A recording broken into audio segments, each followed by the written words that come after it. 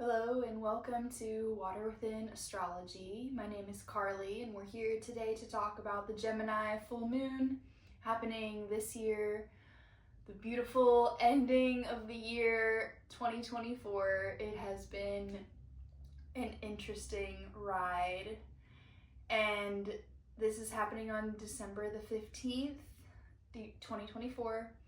At 23 degrees of Gemini, that is where the moon will be and the sun will be at 23 degrees of Sagittarius. When we have a full moon, we have something coming to a culmination point. Thinking of a moon cycle as the beginning, the starting point is new moon, and we have 2 weeks where we see that energy start to rise and culminate here at the full moon, and then 2 weeks later we'll see it decline again, and then we'll see it start again. So it's like a big crest of a wave, and we are here now on Sunday going to be at the crest. And what does that mean for us after the new moon in Sagittarius that we had just 2 weeks ago on the 1st of December?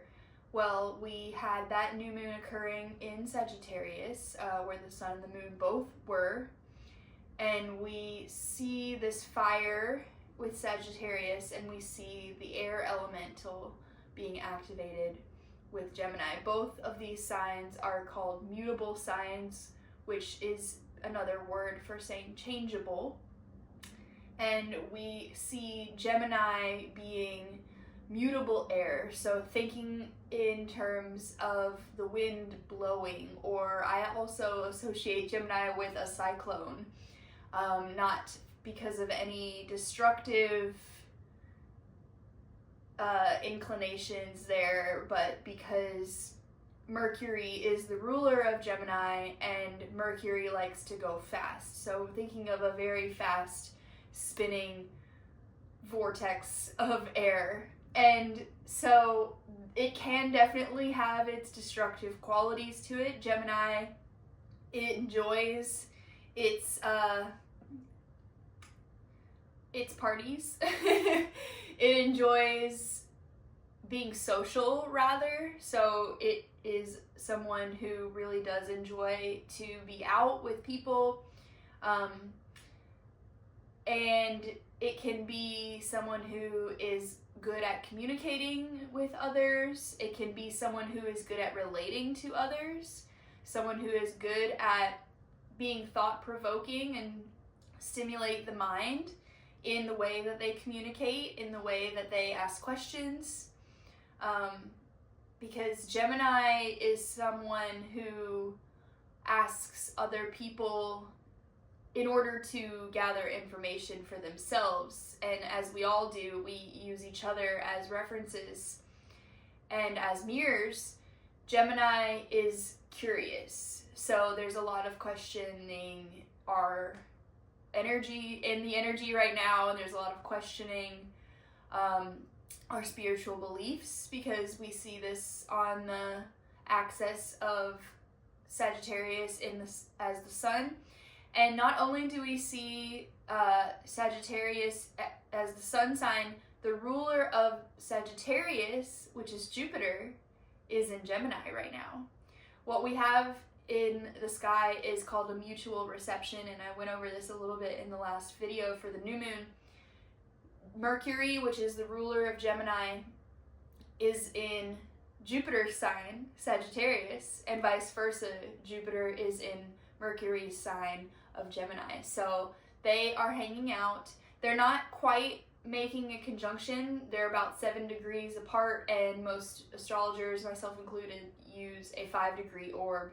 So we're just outside of what we would consider a really, really important part. It's still an important part of this new moon, but we have a closer aspect that's occurring, which means that the degrees are not as large as 7 degrees away from each other.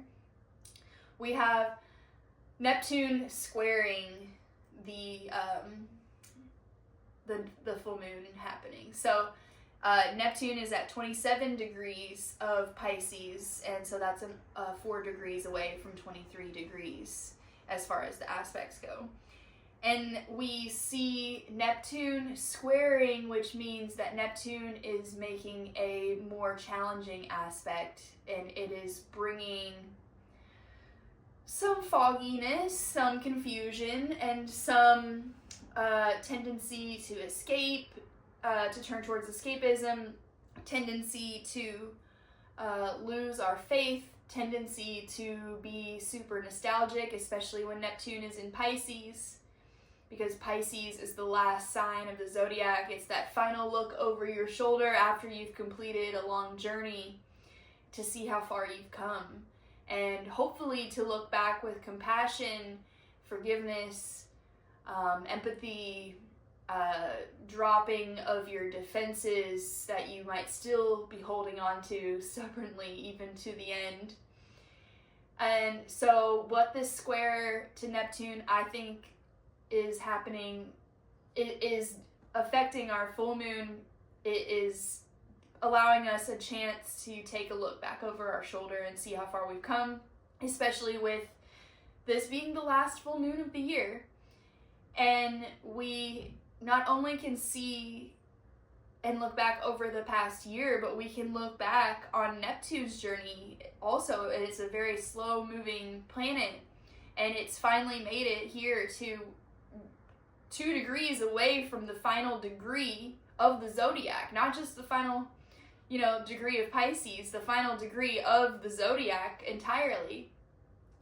And so it's really been a long journey for us with Neptune and Pisces, and with Pluto and Aquarius having just moved last month, we're still feeling that ocean liner and that glacier slowly shifting and turning around, and moving into new territory. And we're really feeling the rumblings and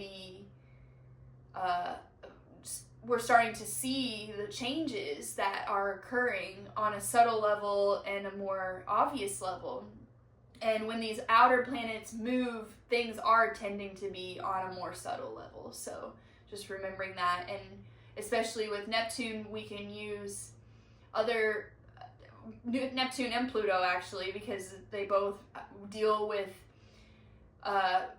Neptune altering perceptions, spiritual realms, spiritual modalities, and Pluto psychedelics, occult practices, the mysteriously hidden realms. So whatever that looks like to you, hopefully those are not scary places for us to go, but it is definitely not an easy place for us to be, because we like to be able to see things, and we like to be able to know things, and we like to be able to measure them and put definitions on them and yada yada.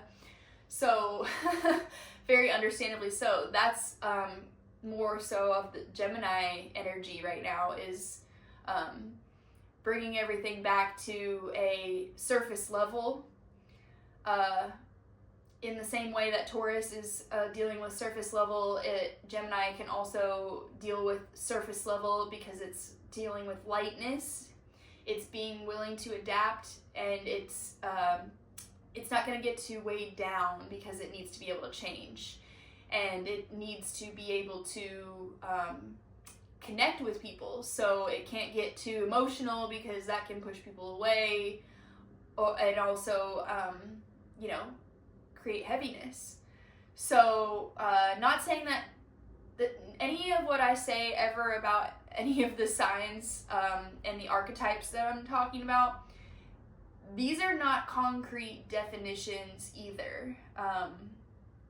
None of this is. We're working with archetypes with the zodiac, and we're working with realms of the human experience, and we're not working with concrete, and we're not working with certainties. We're actually completely doing the opposite. This is what I'm doing is an intuitive and also prescribed, in a way,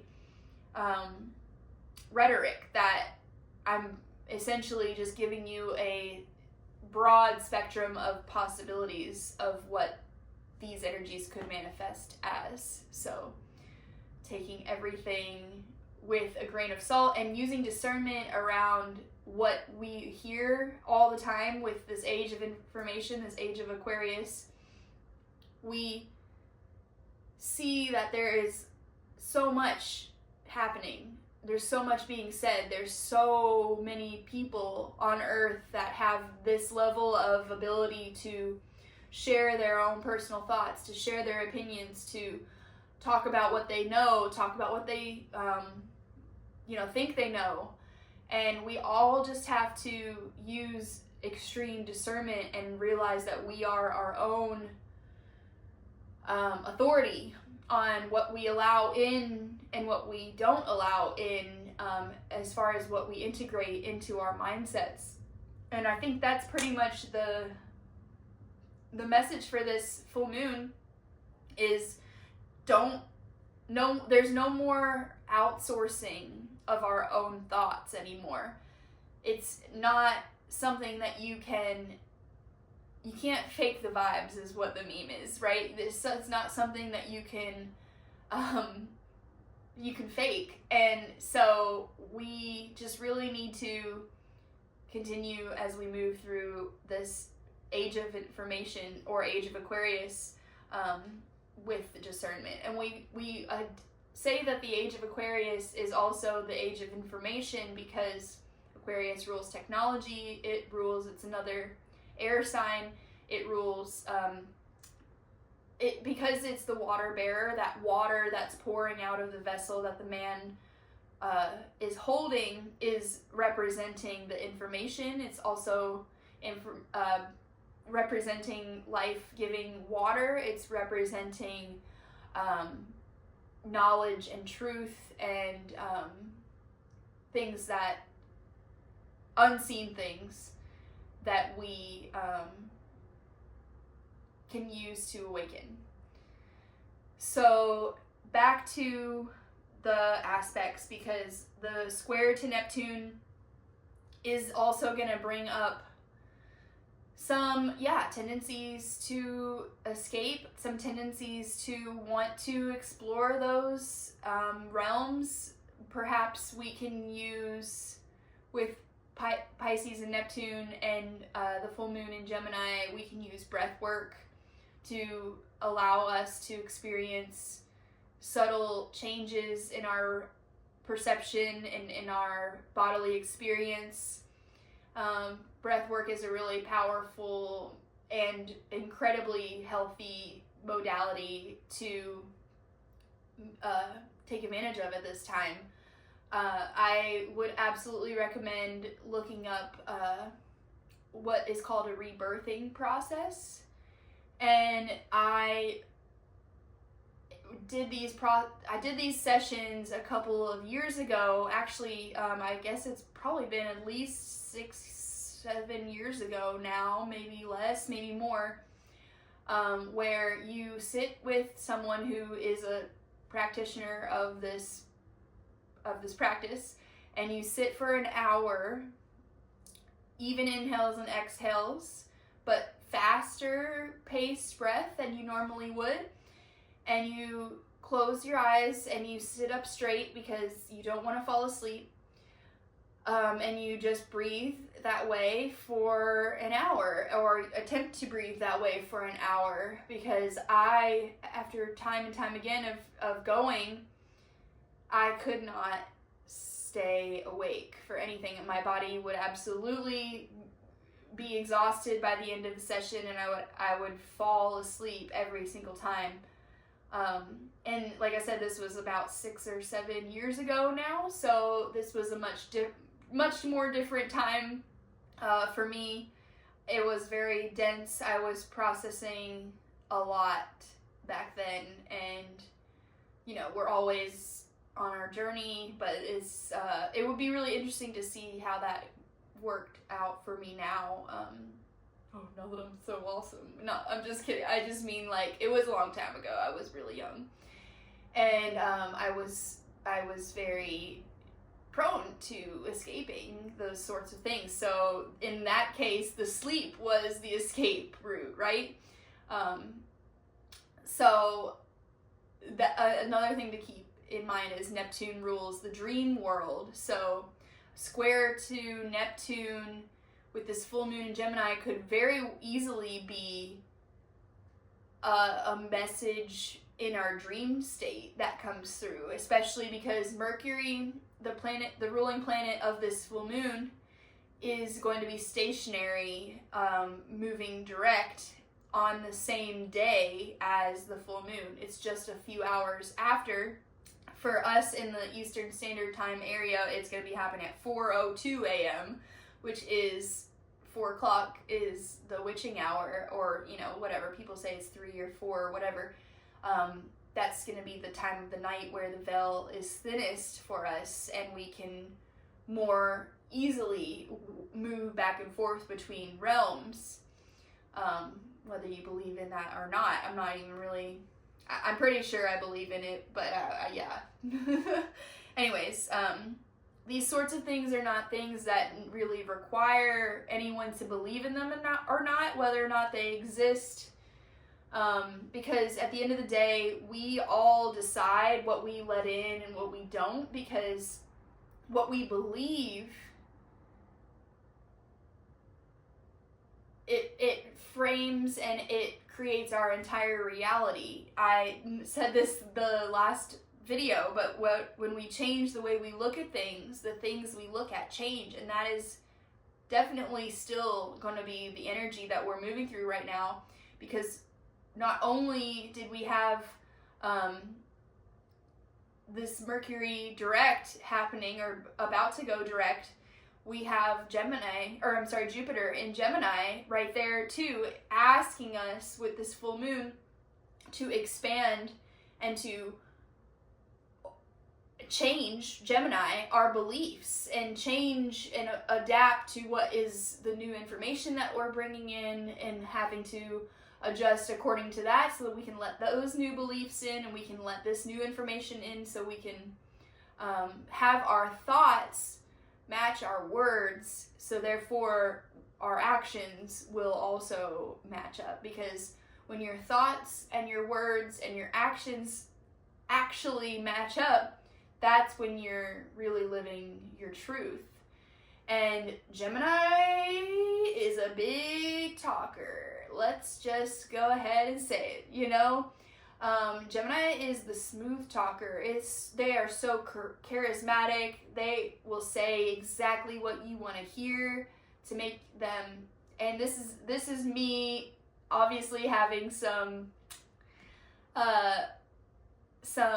you know, jaded feelings about Geminis that I've experienced in my life. Please, once again, don't let me paint all Geminis this way, but it can be a thing. And I've seen it time and time again, where they will, you know, they will talk and talk and talk, and even play the role perfectly. They will play that role because they're the shapeshifter, right? Mercury is this shapeshifter. Sometimes people say Gemini is the twins, right? Because they're the twins in the constellation, but they can be two-faced in the way people have described them. I like to say that they are more like a Jekyll and Mr. Hyde type of thing, because what the twins actually represent is duality and the reality of duality that we reside in. Because Sagittarius is like this idealist spiritual teacher. Yes, it's half man, half horse, so it's like the same thing, but in a different way. Because the twins one is the good twin, and one is the evil twin, right? Like the angel and the devil. In the myth, one is immortal, and one has to stay mortal and eventually perish away. So what we see Gemini asking us in regard, it doesn't matter where it is, what Gemini wants us to do is to come face to face with that aspect of ourselves, that shadow aspect, that dual part of ourselves, to take off any masks that we're wearing in order to play the role that we need to play for our people, to please our people. And it's asking us to get real about the shadow aspect that we have. But because Gemini doesn't really like to go to those heavy, dark places, it can have trouble with that. It can have trouble and struggle with that battle of the good twin versus the evil twin.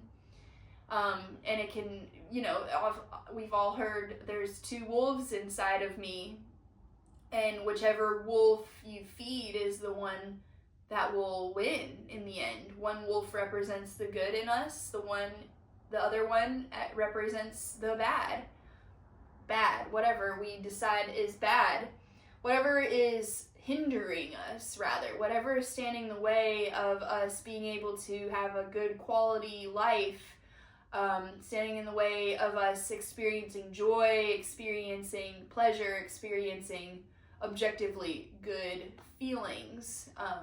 Not that everything is good or bad, right? And we have to have both. That's kind of the whole message here, is we realize that both exist, and the more we can accept that other part of us, the more then we can start to integrate that and do what is known as soul retrieval, and come into wholeness, right? And become holy. So we see there is a big issue with the way the spiritual community does this loving and lighting all over everything, and they just kind of use that love and light as a blanket to cover up and to avoid and to bypass whatever is uncomfortable and whatever is dark and heavy and whatever. So that's the balance that we're trying to strike with this sign, and especially, like I said, with Sagittarius being this archetype of the spiritual seeker, the archer that is aiming higher up to higher perspective and higher knowledge. This can be a really great time for us to study. It can be a really great time for us to, like I said, be discerning in all the things that we're consuming, as far as information goes, and as far as keeping the people around us, like whoever we're spending our time with. Right now is a really interesting time of year because everybody's going to their holiday parties. Everyone's kind of moving through some formalities around the holiday, and it can feel really ingenuine, and it can feel really soulless, and it can feel really just kind of what's the word I'm looking for, superficial. And so we want to just continue to bring ourselves back to the balance. Okay, we want to be authentic, especially now that Pluto is in Aquarius. We are actually feeling like there is no other choice for us but to be authentically us. And Gemini is allowing us to change into that.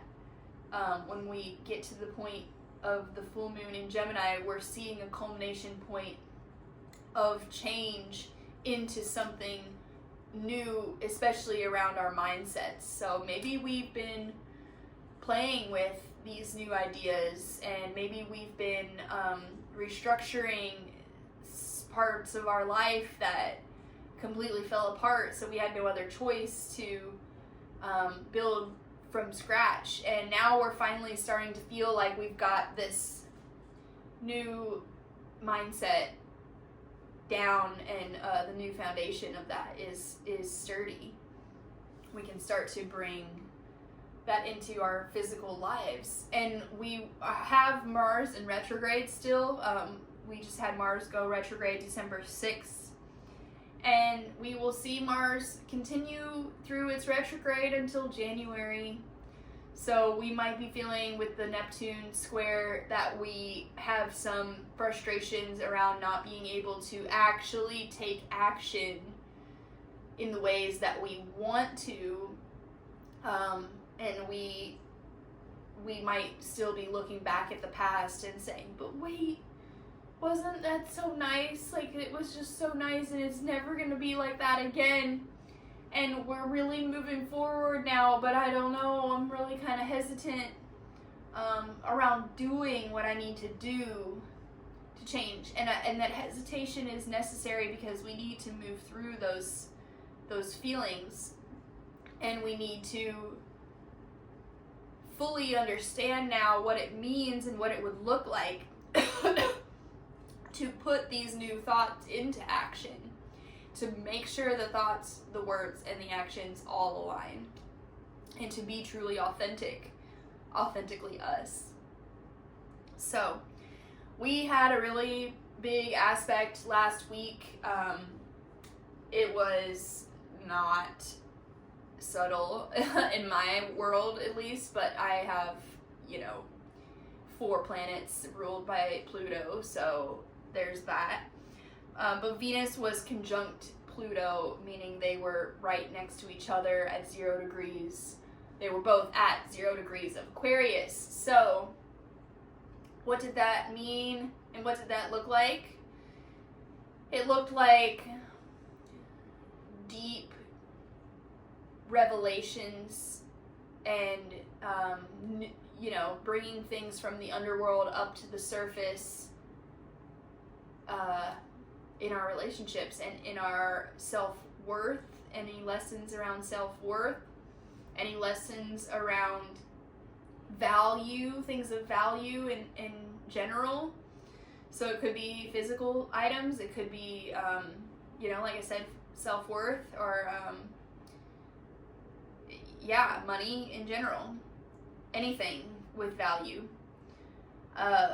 We could have seen, with Pluto and Venus together at Aquarius, we could have seen things to do with gemstones, because gemstones are hiding underneath of the earth, and they are below the surface, and they are valuable, obviously. And with Aquarius, we could have been feeling like those gemstones could be associated with future endeavors or technological endeavors, or it could have been maybe we completely discovered a new crystal. I'm just speculating what it could be. Because I am learning, the more that I practice and study this language, it's the more I realize that I have to start being able to see what's happening in my life through the lens of this language. And for me, I'll go ahead and just share with you, like, in my relationship, we just had some money problems and discussions around money and overspending and things like that, of that nature. So that was very Venus Pluto, and it was hard because Aquarius doesn't really have that mushy feeling about it. It really doesn't have that emotional tendency. It's not emotionless, it's just a little bit harder to get to sometimes, because Aquarius is ruled by Saturn, and Saturn is distant and cold. So it's a whole thing. But so let's go ahead and make sure. I wanted to point out too, I think it was at least a week and a half ago, or maybe it was actually the same time as the Venus Pluto. I think I do remember that it was around the same time. We had some really big solar flares, and this year has just been insane with the solar flares that have been recorded. They are just like broken records over and over and over and again this year. And I wanted to share something that I've never heard anyone else say before, but I'm speculating because that's what I do. The solar flares are reflected through the full moons because the moon is simply just reflecting the light of the sun. So when we have more solar flares in a cycle, especially around the day of the full moon, we're gonna feel those solar flares through the light of the moon as well. We're gonna have a supercharged full moon. So just putting that out there, I'm sure every single full moon this year has been supercharged with solar flares, if you want to put it that way. So there's that.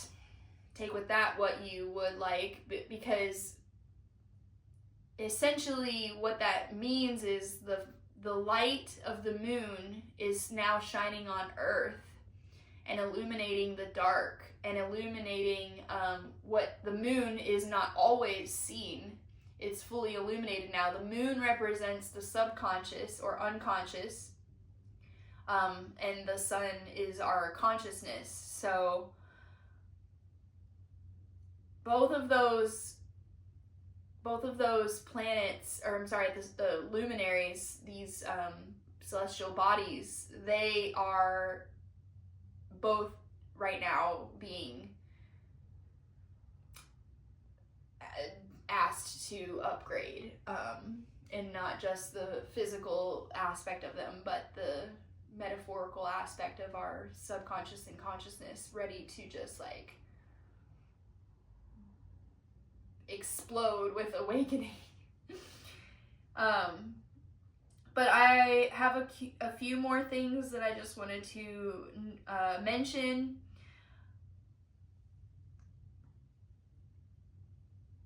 All of the air signs deal with relationships because they're about communication. Gemini is the twins, and it deals with siblings, it deals with close relationships and close like neighborhoods and communities, groups of people that we are closely associated with. Libra is to do with the relationships that we share romantically and the relationships that we have that can also end up in courtrooms, right? Because Libra is ruling of the justice system. And then we see Aquarius, which is going to be a little bit more zoomed out. It's the concept of the individual in the crowd, in the community. So it deals with both. It deals with individualism and community. So what I wanted to say with this is that we have the South Node in Libra right now, which is another air sign. And what that means to me is we just have a little bit more time with the South Node in Libra, and we really are being asked to be alone and to learn how to be alone, because the South Node in Libra is about being done with people pleasing, about being done with outsourcing our happiness, because Libra is also ruled by Venus, the planet of happiness, joy, love, the arts, etc. And we're being asked to stop being codependent on others. With the South Node in Libra, that means the North Node is in Aries. We're figuring out who we are, who we truly are, without anyone else influencing us. And that is really powerful. And if we know ourselves, we have so much power in our lives. We have so much sovereignty. And we have to be honest with ourselves, right? Aries is the first sign. It doesn't know how to lie yet. It doesn't really even have an ego yet. It just is what it is. It's like thinking of a child that was just born. There is no selfishness there. It can be that. Aries is definitely known for its childlike behavior. So selfishness, actually, yeah, can definitely be a thing, but it's like, it's not doing it because it's selfish. It's doing it because that's what it wants. That's what makes it happy. That's what makes it, that's who it is. And so it's really gonna be interesting these last few months, or really this last month, because we see the nodes shift January 11th, 2025. We're going to see the North Node in Pisces and the South Node in Virgo, and that switch is coming up. In 2025, we just had the first preview of what it's going to look like, because we had Pluto, the farthest planet from us, moving into a new sign, which it only does every 15, 16 years. And the rest of the planets are going to move next year. All of them. I mean, obviously the close planets move a lot faster, and they move through the zodiac every year. But we're going to see all the outer planets moving. We're going to see Uranus enter Cancer. Gemini. We're going to see Jupiter enter Cancer. We're going to see Neptune entering Aries, and we're going to see Saturn entering Aries. All the outer planets. And so this full moon is kind of like a preview for all the change that we actually have yet to feel. We could be feeling these rumblings now, and we could be really excited or really scared. Either way is a choice that we're making, and guess what? We're allowed to feel both too. We're allowed to be both the light and the dark, and so I think that's all that I really needed to talk about with you guys today. So if you haven't already liked and subscribed to this channel, send this video to anyone who you might feel it resonates for. Leave your comments down below. Let's go ahead and draw our rune. And we'll draw our card.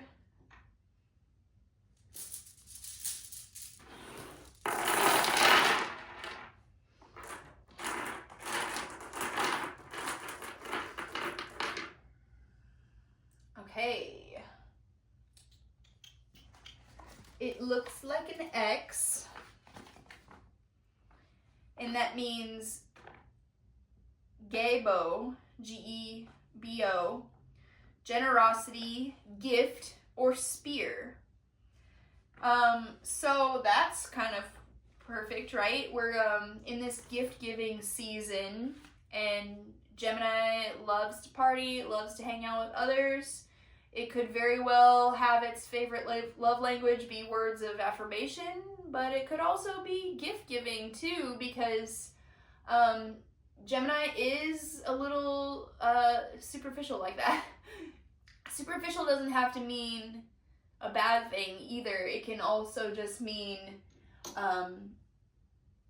of the earth, of the physical, even though it's an air sign. All right, and let's go ahead and use the crystal oracle today. How about that? Since I was talking about gemstones.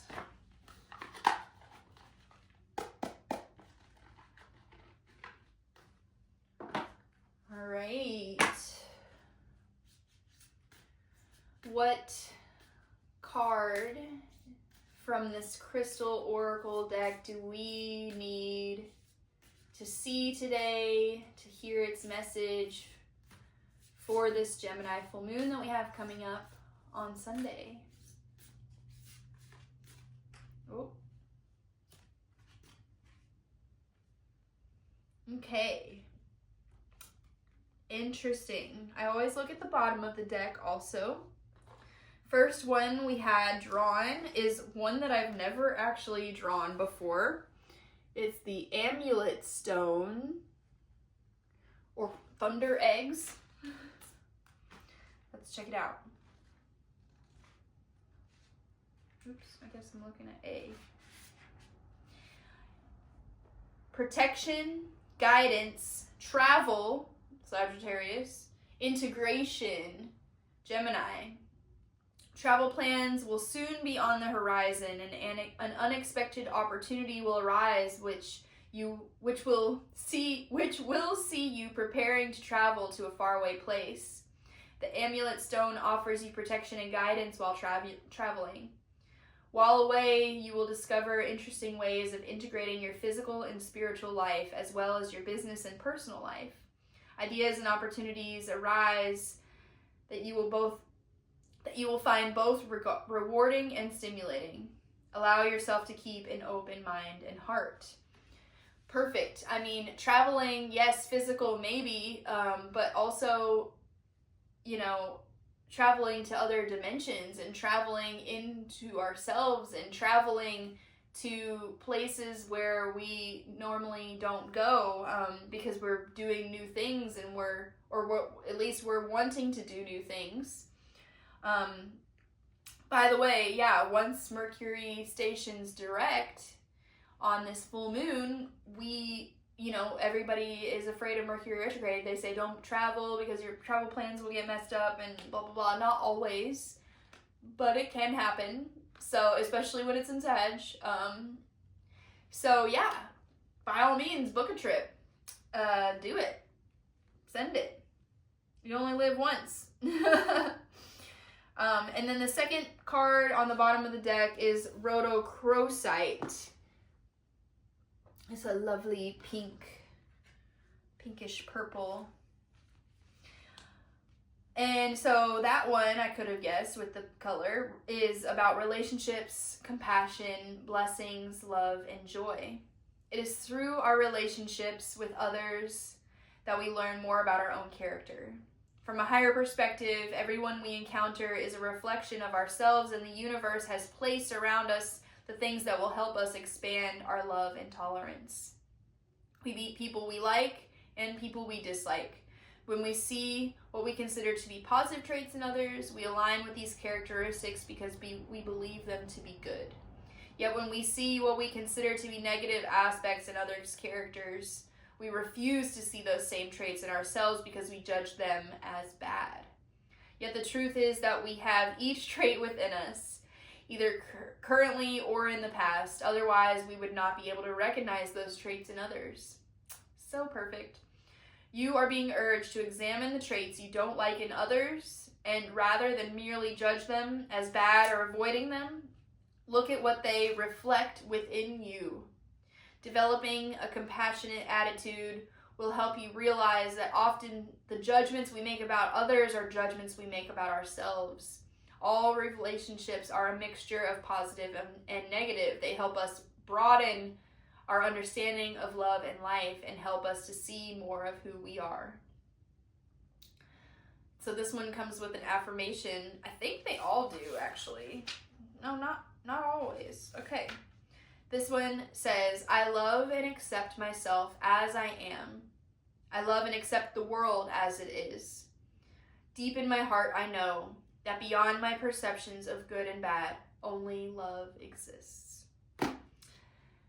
And with that, I will leave you and I will see you in 2 weeks.